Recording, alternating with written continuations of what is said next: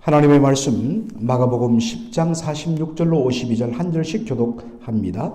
그들이 여리고에 이르렀더니 예수께서 제자들과 허다한 무리와 함께 여리고에서 나가실 때에 디모데의 아들인 맹인거지 바디메오가 길가에 앉았다가 나사렛 예수시라 말을 듣고 소리질러 이르되 다윗의 자손 예수여 나를 불쌍히 여기소서 하거늘 많은 사람이 꾸짖어 잠잠하라 하되 그가 더욱 크게 소리질러 이르되 다윗의 자손이여 나를 불쌍히 여기소서 하는지라.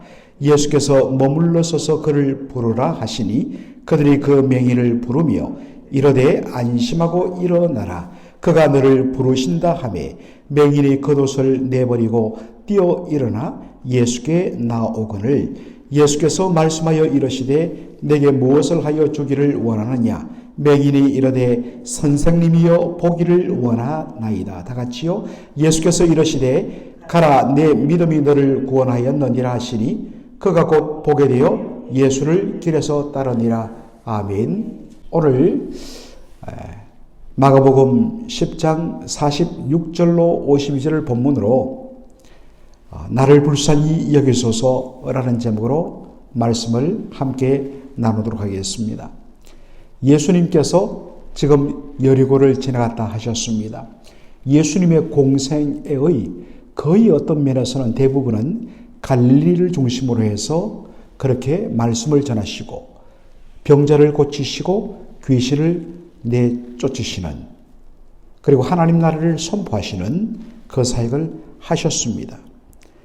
이제 예수님께서 이 땅에 오신 목적 바로 십자가였습니다.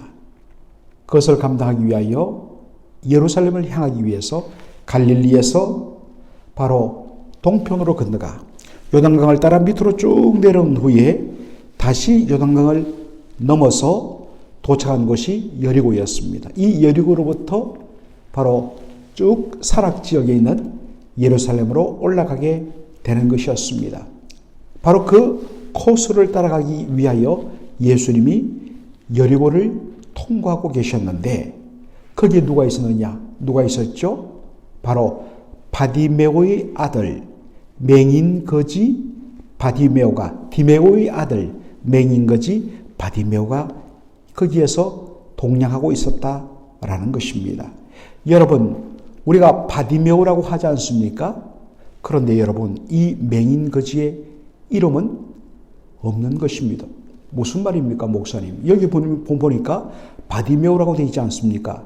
여러분, 바디메오는 예수님 당시의 팔레스타인의 공용어가 아람어라고 여러분 이야기했죠. 이제는 꼭 기억하시기 바랍니다. 그 아람어, 히브리어의 사촌 언어이기 때문에 히브리 사람들은 이 아람어를 그냥 능통하게 씁니다. 그래서 예수님 당시에 예수님도 사실은 아람어를 사용하셨습니다. 어떻게 알 수 있습니까? 예수님께서 아바, 아버지요. 마가복음에만 있는 표시입니다.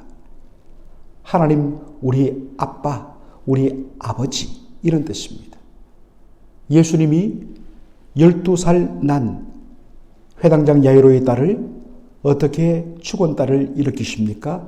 달리다 쿰, 소녀야 일어나라. 이 달리다쿰이 아람어입니다. 마찬가지로 바디메오는 바란 것은 아람어로 아들이란 뜻이에요. 디메오는 사람입니다. 그러니까 디메오의 아들이란 뜻이에요. 디메오의 아들 아무개 그래야 되는데 디메오의 아들 바디메오 이름이 없다는 것입니다. 여러분 사람의 이름이 얼마나 중요합니까? 그죠? 그런데 어떤 의미에서 이름이 있었거나 아니면 맹인으로 태어나니까 얘는 사람 무시를 못한다. 그러니 굳이 이름 지어줄 필요가 뭐 있냐 해서 그냥 너는 디메오의 아들이다 라는 식으로 바디메오 이렇게 불린 것입니다. 여러분 사람의 존재가 있는데 그 존재를 드러내는 이름이 없다는 것 얼마나 사람들 앞에 또 혹은 부모 앞에 무가치한 존재로 그가 앞을 못 보는 맹인으로 태어났다는 이유로 장애를 가졌다는 이유로 사람 구실 못할 거라고 아예 천도꾸리로 취급된 슬픈 것이 뭐냐? 바디메오라는 그 바로 이름에 담긴 뜻입니다, 여러분. 그런데 그가 사람들이 막 웅성웅성 소리를 들었는데 바로 옆에 있던 사람이 그 나사렛 예수가 지금 이곳을 지나가고 있다는 이야기를 들은 것입니다. 그도 듣는 귀는 있는지라 저 갈릴리에서 하나님의 놀라운 말씀을 선포하시며 하나님 나라를 선포하시며 그리고 병자들을 고치시고 다리 저는 자, 눈 먼 자, 혀가 눌린 자 어떠한 병도 상관없이 놀라운 능력으로 고치시고 귀신을 내쫓으신다는 그 나사렛 예수의 소문을 들은 적이 있거든요. 그런데 바로 그분이 바로 이 길을 지나간다는 이야기를 들은 것입니다. 그 소리를 듣자 말자 그가 있는 힘을 다하여 소리를 지릅니다. 다윗의 자손 예수여 나를 불쌍히 여기소서. 그랬더니 주변의 사람들이 어디 감히 앞도 못 보는 맹인 따위가 장애인 따위가 어디 감히 예수님에게 소리를 지르면서 가는 길을 방해해 사람들이 막 나무랬습니다. 그런데 이 사람이 걸을수록 더욱더 소리를 높여서 다윗의 자손 나사렛 예수여 나를 불쌍히 여기소서라고 외친 것입니다. 여러분 예수님을 향하여 다윗의 자손이라고 말하는 것은 바로 그가 다윗의 후손 중에 나올 메시아라는 그러한 뜻입니다. 그렇게 외치자 예수님께서 그 사람을 내 앞으로 데려오라 라고 이야기합니다. 그래서 그가 겉옷을 던져버리고 예수님 앞으로 나옵니다. 예수님 묻습니다. 내가 너에게 무엇을 해주기를 원하느냐? 선생님이여 보기를 원합니다. 예수님 말씀하십니다. 가라. 너의 믿음이 너를 구원하였느니라. 너의 믿음이 너를 구원하였느니라. 그런데 그가 곧 보게 되었다. 여러분 이 마가복음에서 모든 사건마다 반복적으로 나타나는 단어가 뭐냐? 곧이에요. 적시로워요. 우리 주님의 말씀은 능력의 말씀이라서 말씀하시는데 이것이 뭐 한 몇 달 뒤에 하루 이틀 뒤에 나타난 것 아닙니다. 주님의 말씀의 능력은 말씀대로 그대로 이루어지는 능력입니다. 그래서 예수님 내 믿음이 너를 구원하였다. 볼 것이다. 말했더니 적시로 보게 되었다. 그래서 길에서 예수님을 따랐다. 라고 말씀이 끝마쳐집니다. 여러분 여기서 우리가 중요한 것 바로 내 믿음이 너를 구원하였다 라는 말입니다. 그 믿음 나를 불쌍히 여겨 주옵소서 라고 소리를 외치며 사람들이 조용하라고 이야기하는데도 부끄러움 상관치 않고 또다시 일어나서 자신을 긍휼히 여겨달라고 고쳐달라고 한 바로 그 믿음. 정말 얼마나 대단한 믿음입니까? 그런데 여러분 아셔야 될 것이 우리가 믿음 좋다 할 때 막 소리 외치고 뜨겁게 부르짖고 막 열정이 있는 물론 믿음의 귀한 모습이 있죠. 그러나 그거는 현상이요 믿음의 열매이며 믿음의 본질은 뭐냐? 나를 불쌍히 여기소서. 여러분 불쌍히 여긴다는 건 뭡니까? 내 안에 아무것도 없다는 겁니다. 그렇기 때문에 우리 하나님으로부터 은혜가 임하지 않으면 나는 살아갈 수 없다는 그러한 철두철미하게 자기 자신에 대한 부정과 전적인 하나님의 은혜만을 의지하는 것이 뭐냐? 믿음이에요.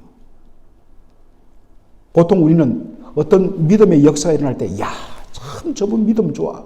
저분의 믿음의 기도 때문에 나와서 여러분 엄밀하게 말하면 하나님이 그 사람을 쓴 거예요. 그런데 우리는 하나님의 손인 사람을 주목하고 어떤 주의 종을 주목합니다. 그것은 잘못된 것입니다. 너의 믿음이 너를 구원하였다. 그 믿음이 뭐냐 했을 때 아무것도 할 수 없습니다. 하나님이 불쌍히 여겨주지 아니하시면 저는 살 수가 없습니다. 이게 하나님 보시는, 하나님을 기쁘시게 하는 믿음입니다. 그러한 나를 불쌍히 여기소서 라고 간구하는 저와 여러분 되기를 소원합니다. 제가 언젠가 한번 그렇게 말씀드리게 됐는데, 참 제가 너무나 존경하는 박윤선 박사님, 그분은 한국인 최초로 신구약 성경을 다 추숙한 그런 분이십니다. 대학자이지만 그분은 정말 기도의 사람입니다. 제가 나왔던 합동신학대학원, 그리고 그분이 이전에 가르쳤던 사당동 총신대학교 신학대학원, 그 뒷산이나 우리 합신의 그 뒷동산에 언제나 그분이 기도하던 기도굴이 있었어요. 정말 밤을 새면서 그 노학자가 기도하면서 그렇게 기도의 본을 보였던 분이신데, 그 대단한 기도의 용사인 박 목사님이 도대체 무엇을 기도하는가? 그래서 그분 기도하는 그 자리 옆으로 가서 조용히 가서 들었다고 합니다. 1시간 내내 아버지여 나를 불쌍히 여겨 주옵소서. 1시간 내내 이분의 기도는 이 평안도 분이기 때문에 아버지 나를 불쌍히 여겨 주옵소서, 나를 긍휼히 여겨 주옵소서, 이 같은 의미를 가진 이 두 말을 1시간 동안 반복하더라는 것입니다. 이게 진정 하나님을 기쁘시게 하는 믿음입니다. 나를 불쌍히 여기소서, 그렇게 기도하는 저와 여러분 되기를 소원합니다. 여러분, 예수님의 부름 앞에 이 맹인거지 바디메오, 디메오의 아들이 어떻게 하죠? 예수님 부르심 앞에 겉옷을 내버리고 예수님 앞으로 나옵니다. 여러분, 이 겉옷, 그냥 우리는 위에 입는 겉옷 혹은 외투 이 정도로 생각합니다. 그런데 여기에 사용되는 이 헬라어 단어는 아주 특별한 의미가 있습니다.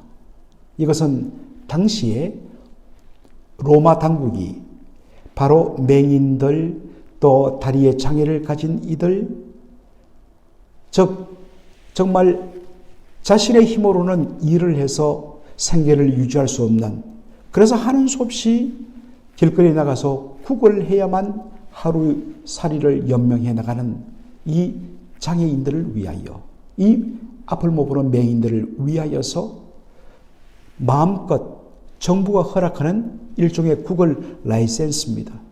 그래서 바로 로마 당국이 지불하는 이 겉옷을 입으면 저 사람은 허락받은 사람이구나, 저 사람에게는 구제도 되겠다. 바로 일종의 구걸하는 라이센스였습니다. 자기의 밥벌이에요. 생명줄입니다. 그런데 예수님의 부름 앞에 자신의 밥줄과 같은 그 겉옷을 던져버리고 그 길가에서 일어나 예수님께로 나왔다는 것입니다. 여러분, 예수님 만나려면요, 정말 내가 붙들고 있던 것을 내려놓아야 됩니다. 그리고 예수님 진짜 만나고 은혜 생활하려면 나의 기존의 모든 방식들을 내어 던져야 돼요. 겉옷도 입고 예수님을 따라갈 수 없어요. 그런데 이 사람은 겉옷을 벗어 던져버리고 예수님 만나 바로 길에서 예수님을 따른 것입니다. 예수님 따라가기 위해서는 기존에 이것이 나의 모든 삶을 책임진다 라는 것을 던져버려야 합니다. 이것이 오늘 본문이 저와 여러분에게 주는 놀라운 메시지입니다. 오늘도 우리가 서 있는 그 길에서 우리가 무슨 일을 하든지 정말 온전히 주님을 바라보며 주님을 따라가는 저와 여러분의 삶이 되기를 주의 이름으로 축원합니다. 아멘. 살아계신 우리 아버지 하나님, 은혜와 사랑을 감사드립니다. 오늘 마가복음 10장 마지막 부분의 말씀을 통하여서 예수님께서 앞을 못 보는 맹인거지 바디메오를 고치시며 또 그가 결단하여 겉옷을 던져버리고 예수님을 길에서 따랐던 놀라운 장면들을 보면서 아버지 하나님, 다시 한 번 더 우리가 가진 믿음을 점검하기를 원합니다. 하나님 기뻐하시는 참된 믿음은 바로 내가 무엇을 했다, 나의 열심이, 나의 뜨거움이, 내가 오랫동안 기도했더니 결국 하나님께서 보좌를 움직이셔서 응답했다. 사람의 어떠한 열심과 능력이 초점이 아닌 오직 나는 아무것도 할 수 없습니다. 주님께서 나를 불쌍히 의존해 하시면 나는 살 수가 없나이다. 철두철미한 자기 부정과 살아계신 하나님에 대한 절대적인 확신과 붙들음, 그러기에 응답받은 우리에게 어떠한 공로가 있지 아니하고 오직 불쌍히 여기셔서 은혜를 베푸신 하나님께 감사와 영광을 돌리나이다.